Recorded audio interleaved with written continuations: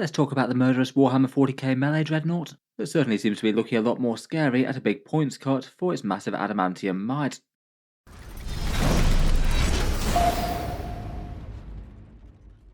Hello and welcome back to Auspex Tactics, where today we're talking Space Marines, and in this video I thought we'd focus on the Brutalis Dreadnought itself, talking a little bit about the model and the kit, going through its datasheet, and seeing how much carnage it can cause in game, now for 160 points. The Brutalis Dreadnought is basically the melee Redemptor chassis. In 8th edition, Games Workshop came out with the Redemptor Dreadnought, basically a bigger and badder Dreadnought for the Primaris era. Towards the end of 9th, we got the Brutalis Dreadnought, one that sort of feels like the Primaris Furioso equivalent for the Blood Angels, a Dreadnought armed with 2 great fists or talons, and 10th we got its ranged counterpart in the Ballistus. As with the other variants of this lineup, the Redemptor Dreadnought is somewhat of a curse to its occupant, allowing a fallen hero of the chapter to continue to serve even in death, their fractured body unable to survive outside of the sinister sarcophagus of the Dreadnought. The big and powerful Redemptor chassis is known to drain the life force of the occupant far faster than other Dreadnoughts though, and the same is true of the variants Ballistus and Brutalis, really taking everything from a fallen hero in the Emperor's service. The Brutalis specifically is armed with twin fists or talons, and is used as a murderous linebreaker and terror weapon of the Astartes, still packing heavy firepower with heavy bolters or multi-melters and carving through the enemy ranks in brutal close combat.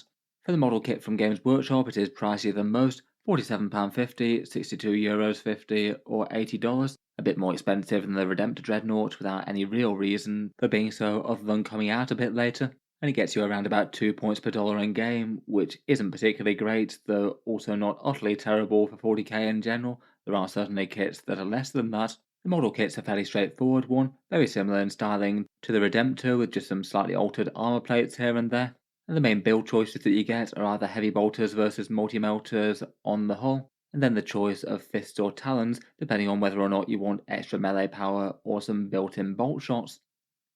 As ever, if you were looking to pick up one of these and wanted it at a discount, I do have some channel affiliate links in the video description. Element Games in the UK, Gap Games in Australia, Fenris Workshop in Canada, and Wargame Portal in the USA. They can get Warhammer models at a discount versus Games Workshop's web store, and anything bought through those does help to support the channel, and no extra cost for using the links. They can be a way to save a bit of money if you were sure that you were going to get something anyway.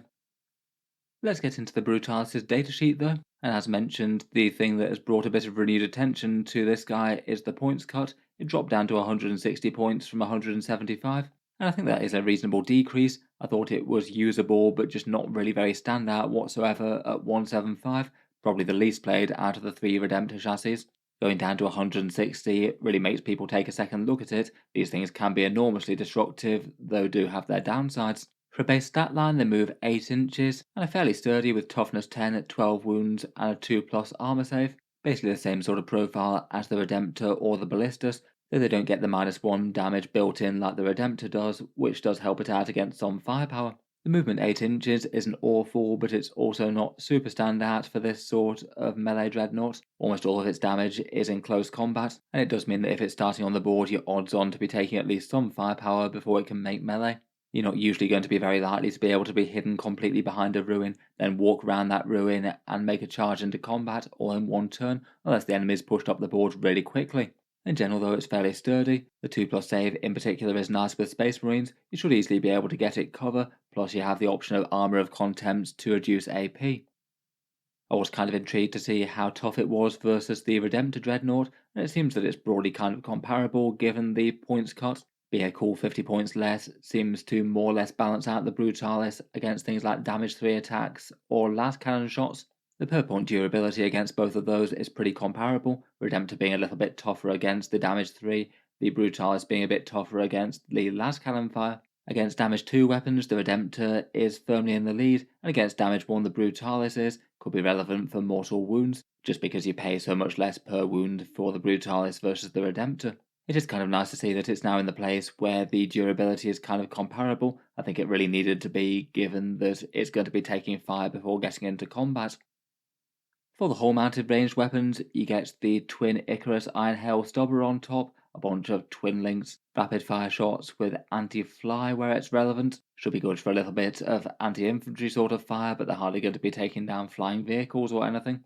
And then for the guns on the front, you either get the twin multi-melter or the twin heavy bolter. In general, I'd be very tempted to go for the multi-melter out of the two. It might have far shorter range and lower rate of fire, but I think it's still worth dropping that one shot from the heavy bolters to go down to two for the multi-melters and get two really powerful high AP anti-tank shots that might actually wound enemies with twin links. And if you can get them in melter range, then it gets even scarier. Particularly for a model that's almost certainly going to be rushing up the board, the melter seems like the best bet.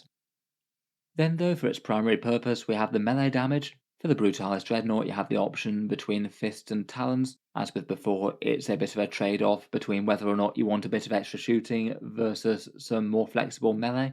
But in 10th edition, both of the primary attack profiles are the same. They both get a fairly scary 6 attacks at strength 12, AP 2 and damage 3 with twin linked. A profile that's just going to be extra nice at taking apart things with high toughness values. You are going to wound the majority of the time, even against things like Land Raiders. Even with that kind of profile though, the AP isn't enormous and you do only get 6 attacks, so on average 4 hits there.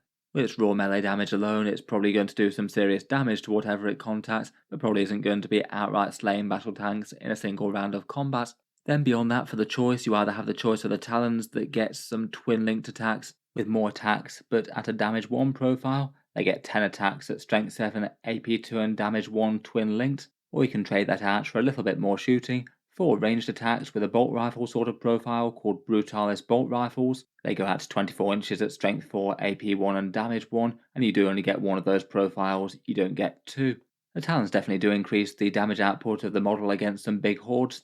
Against Orc Boys without any invulnerable saves or things, you kill around about 6 of them versus 4 with the fists.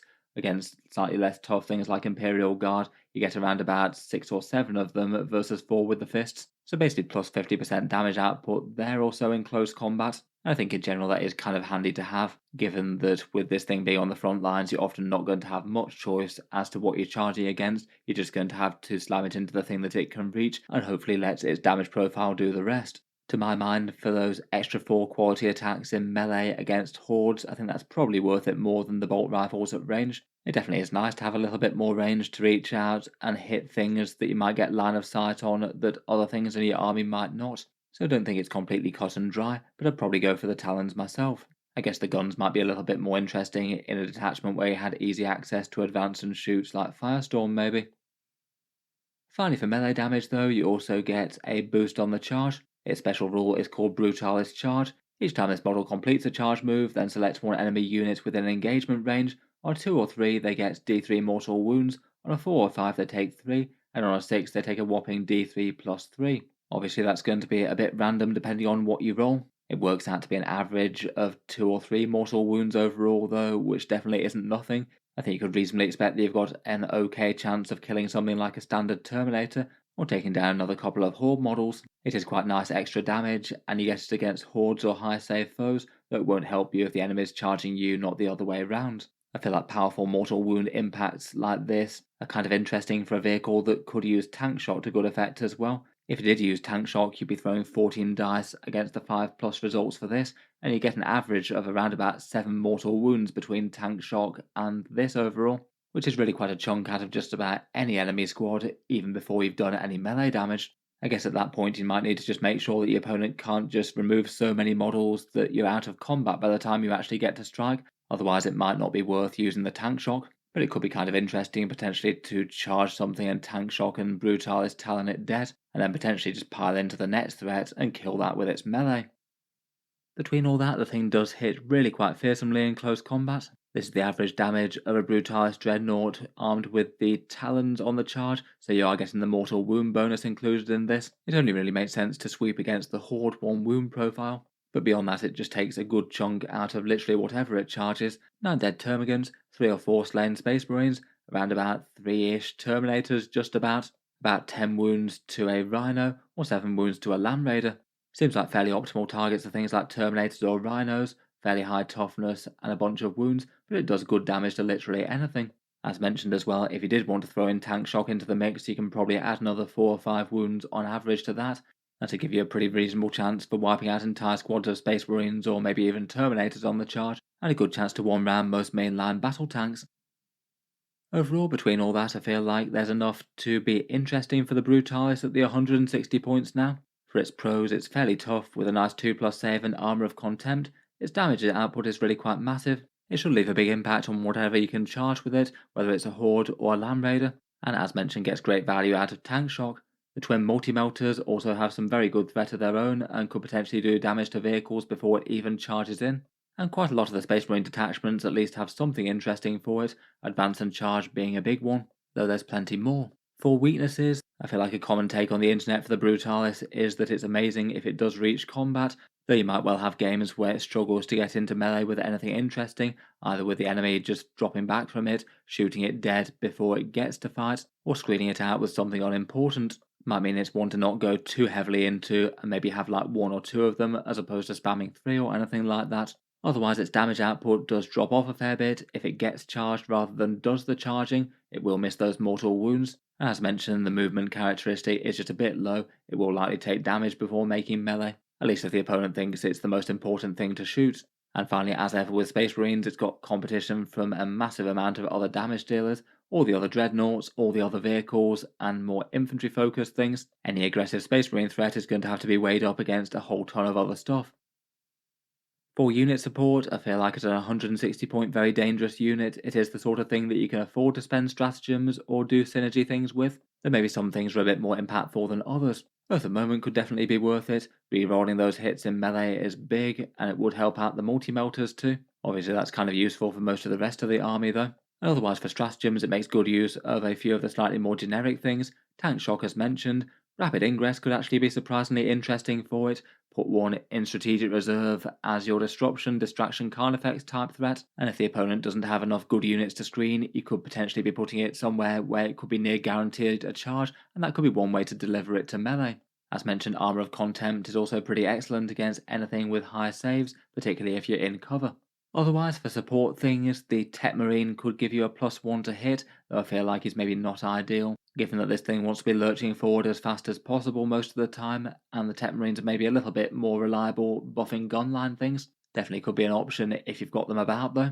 And interestingly enough, you can transport dreadnoughts up the field. You could use the Storm Raven gunship to slingshot them into somewhere threatening. Putting one down somewhere in the midfield could be kind of silly and fun, even if it does mean that you can't charge after disembarking from a transport vehicle that's moved. Could still be pretty annoying for the opponent if you put one of these in a somewhat safe midfield ruin and then dare them to come any closer. Otherwise, there's perhaps a few things from the Codex chapters that could help out a little bit. Ironfather Phyros is similar to Tech Marines. Gilliman could allow a few free strats on it theoretically, though that's just as good with other things. And there's a few things that can help with shooting a little bit, such as incursors with a +1 to hit, though that's hardly his main thing. There is quite a lot of good stuff for detachments though, in particular the Gladius Task Force I think is quite a nice one for the Brutalis Dreadnought. You both have access to advance and charge and advance and shoot. Pretty handy for a unit that definitely wants to be getting closer and not compromising on movement, while hopefully still using its firepower. And the fallback shoot and charge from Tactical Doctrine could be kind of big as well. It does mean that you'd be able to not be locked in combat, not get the big guns never tire penalty on its shooting, and also get to charge back in and activate those mortal wounds all over again. Again, potentially even tank shocking when you do so. If the enemy thinks that they could tie up the Brutalis for at least a turn or so with something durable like a massive horde, they might have another thing coming when he could be dishing out, say, another 7 mortal wounds plus his melee threat with fights first on the charge once more. Otherwise, Firestorm is nice for advance and shoot, means that if you can't charge you may as well advance to get those melters in turn, and if you can get those twin linked multi-melters to strength 10, that could be sort of ferocious against many enemy vehicles.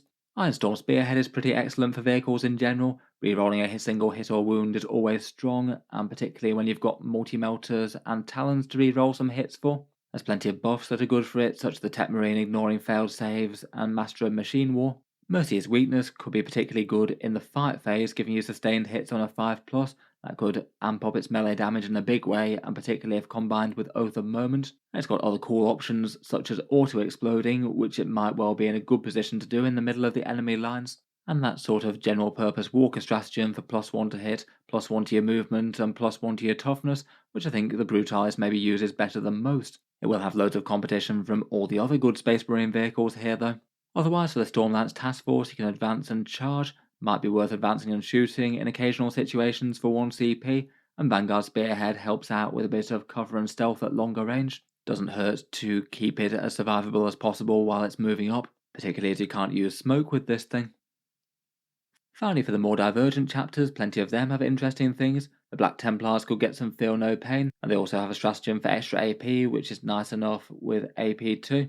And pinning enemies in melee with the further stratagem could also be really interesting. This definitely isn't the sort of vehicle that most things want to be locked in combat with no way to fall back. The Blood Angels could get a strength 14 and 7 attack Brutalis on the charge, always very scary there. The Dark Angels perhaps could make use of their Dark Shroud for cover and -1 to hit as it advances up the board. Definitely going to be a distraction card effect sort of dreadnought there. The Space Wolves have plenty of melee support stratagems, though often they might be using their Storm Lance with advance and charge on offer. Logan Grimnar is pretty helpful for this guy, giving them reroll charges and reroll hit rolls in melee, which goes pretty perfectly with all the reroll wound rolls that he gets in melee. And Deathwatch have some of their usual damage buffs, but maybe don't have as much synergy with the Brutalis as some. Overall, between all that, I feel like the points cost for the Brutalis is a lot more in line with its abilities. 160 points, I think, has it at a place where you could fairly comfortably use it as a sort of scary Space Marine distraction card effects, something that's genuinely fairly tough for the points cost, particularly in cover with Armour of Contempt on the go. But if the enemy doesn't expend all the firepower they'll need to try and bring this down, it is almost certainly going to do some major damage to something when it gets in combat. I suspect with that sort of role, you probably don't want to go super overboard on them. I think that kind of thing does have diminishing returns, given that you're probably not going to get charges with all of them across the board unless the opponent goes far too heavy in terms of moving things up to fight it. But one of them seems really quite usable if played carefully, maybe two.